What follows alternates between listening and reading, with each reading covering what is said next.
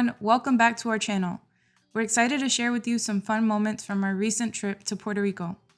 We decided to visit Puerto Rico because it's a short plane ride, but also still gives you a feeling of escape and relaxation. It's a true Caribbean paradise with lots of activities, sunshine and beaches, and of course, amazing food. We stayed at the Caribe Hilton, which was perfectly located. It's in the middle of the vibrant and charming old city of San Juan and the newer city of Condado, each about an 8-minute drive or 30-minute walk for the more active folks. The hotel has its own beach access, a huge pool with loungers and umbrellas, a fitness center, and lots of dining options on site. We tried a couple of restaurants, including the breakfast buffet, and we're really happy with the food and probably most impressed with the service.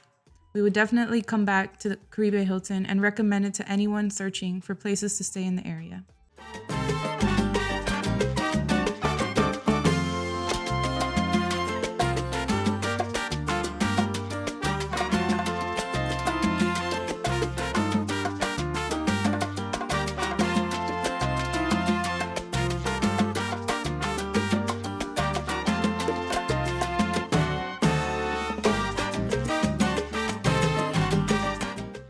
We decided to venture out to Old San Juan over the weekend for some sightseeing and dinner. We walked around much of the city admiring its colonial charm, including the cobblestone streets and colorful buildings. Old San Juan has something for everyone, many shops for clothing, souvenirs, and groceries, a ton of restaurants and bars, and cultural and historic attractions, including its famous forts and castles. Before going to dinner, we took a walk to the port where cruise ships arrive and dock. The area is full of local vendors selling anything from fruits and candies to small gifts. Once we worked up an appetite, we arrived at Juana La Loca for a dinner reservation. The spot has an upbeat atmosphere with music, live performances on some nights, and a modern bar and creative cocktails. But we were there for the food, and that's precisely what we got. We enjoyed a mix of local Puerto Rican flair and Spanish-style dishes. We even got to experience a performer at the town square who appeared like a statue on top of a pedestal and recited different historical facts about Puerto Rico when someone tipped him. It was a great feast and a great night indeed. A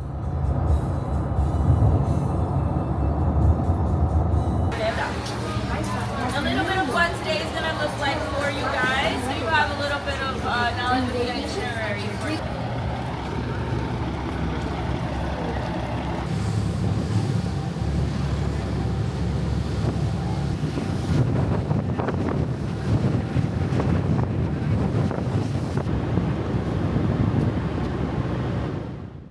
As we were planning our trip to Puerto Rico, we were looking at different activities to book, and one that was a must-do for us was a day trip to Culebra Island. It was a long day, but well worth it. We woke up bright and early, drove about an hour and a half to Ceiba to catch the ferry, and took about an hour and 20-minute boat ride to Culebra.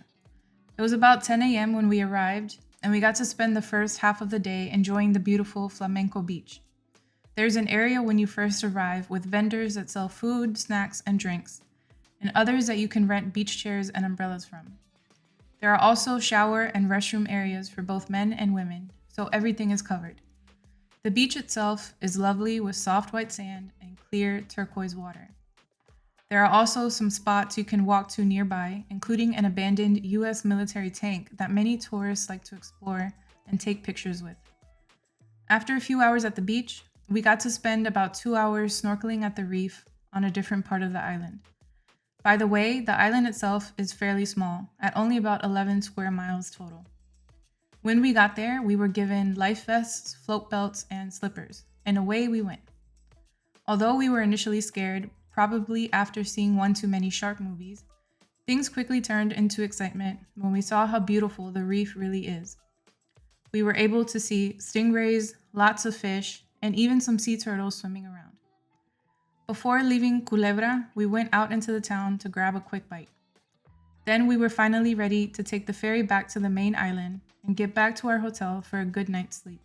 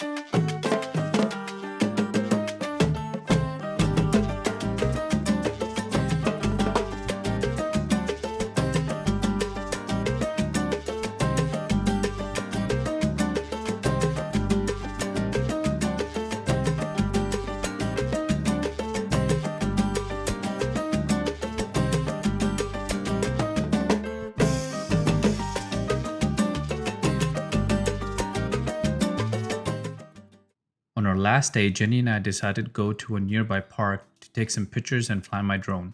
Upon arrival, I noticed a cruise ship, and I thought it would be a good idea to fly my drone close to get some footage. It was a windy day and being close to the water didn't help. I didn't realize my drone's battery was already at 20% while I was flying it. After getting some great footage of the cruise ship, I started flying my drone back. However, the battery was extremely low and my drone was about to land in water. So I had no choice but to pivot and fly my drone further away from us but close to land. To add to this, I had to crash land on a castle that is secure and where drones are restricted. I only had 30 seconds of footage my drone captured when it crash landed. After a lot of Googling, we figured out the castle and quickly booked an Uber. As we got to the location, San Cristobal Castle, and spoke to the officer, they were super friendly and understanding. The main superintendent was able to confirm where my drone was according to the footage I provided. It was a closed off area where public is no longer allowed. Due to all this, we were able to take a private tour of the castle and safely retrieve my drone. Thank you to all that helped us in this drone hunt. Lesson learned.